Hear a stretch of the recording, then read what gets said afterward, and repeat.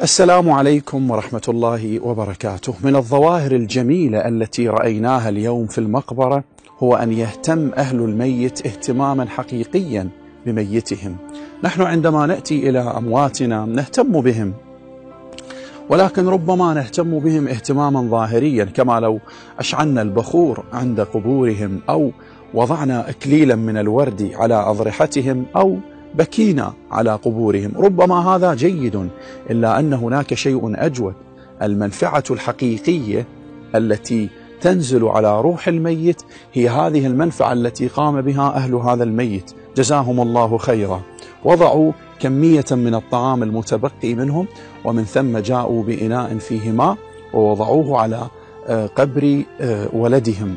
ووجدنا قبل أن نأخذ هذا الطريق وجدنا مجموعة من الطيور قد أكلت من هذا الطعام وشربت من هذا الماء، ووجدناها متجمعة هنا.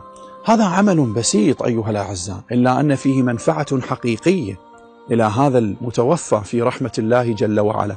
لو أننا قمنا بهذه العملية جميعا لا نضع كمية من الطعام كبيرة قد تقع فتدوسها الأقدام، ولكن علينا أن نضع كمية من الطعام القليلة التي ننشرها على القبر، ومن ثم نتوكل على الله ونجعلها في ثواب المتوفى، فإن في ذلك نفع كبير للمرحوم، لأنه ببركاته ورد عن النبي صلى الله عليه وآله وسلم أنه قال: إطعام الطعام لخلق الله ذكر لله.